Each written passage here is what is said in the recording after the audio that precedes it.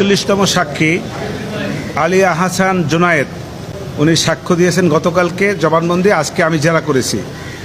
জেরায় বিভিন্ন প্রসঙ্গ এসছে, বিশেষ করে সর্বশেষ থেকে যে আমি প্রশ্নটা করেছি তাকে, সেটা হলো এরকমের যে যতগুলি কর্মসূচি আপনারা ঘোষণা করেছেন, লাইক ৩১ জুলাই গণগ্রেপ্তারের প্রতিবাদে আন্দোলনের অভিমুখে মার্চ ফর জাস্টিস, তারপরে রিমেম্বারিং আওয়ার হিরোজ, তারপরে ১ আগস্ট তারিখকে ৩২ জুলাই হিসেবে গণনা করা,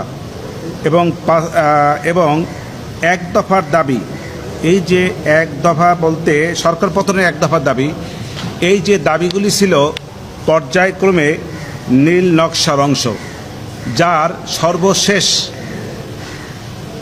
যে বিষয়টা ছিল সেটা হলো এই: একটি বৈধ নির্বাচিত সরকারকে তার ক্ষমতা থেকে পদত্যাগ করানো বা অবৈধভাবে তাকে সরাইয়ে দেওয়ার জন্য যে সমস্ত পরিকল্পনা দীর্ঘদিনের ছিল সেটিরই বহিঃপ্রকাশ। এবং আজকে যে সাক্ষ্য দিয়েছেন তিনি ছিলেন একজন সংগঠক, উনি সমন্বয়ক ছিলেন না। কিন্তু এই যে আন্দোলন সংগ্রাম ওনারা যারা যে আন্দোলন সংগ্রাম করেছেন, এর যে সংগঠক হিসেবে উনি অত্যন্ত মুখ্য ভূমিকা পালন করেছেন।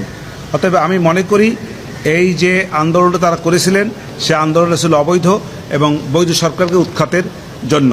সেই প্রসঙ্গেই আমি তাকে, একটা মেটিকুলাস ডিজাইন ছিল, মেটিকুলাস ডিজাইনেরই অংশ হিসাবে এই আন্দোলনটা হয়েছে। একটি বৈধ সরকারের বিরুদ্ধে যে আন্দোলনটা করেছে এটা ষড়যন্ত্রেরই অংশ, সেই হিসেবে তাদেরকে আমি ষড়যন্ত্রকারী বলেছি। আর টার্গেট করে গুলি করেছি এই জন্য, যেহেতু এটা একটু ষড়যন্ত্র, সেই জন্য আমি মনে করি এবং আমার ক্লায়েন্ট মনে করে যে এই গুলিগুলি তার নির্দেশে, আমার শেখ হাসিনা, আমার যে আসামি শেখ হাসিনা স্বরাষ্ট্রমন্ত্রী, তাদের নির্দেশে হয় নাই। এটা তারা নিজেরাই যে কোনোভাবে হোক তৈরিকৃত একটি গুলির অংশ।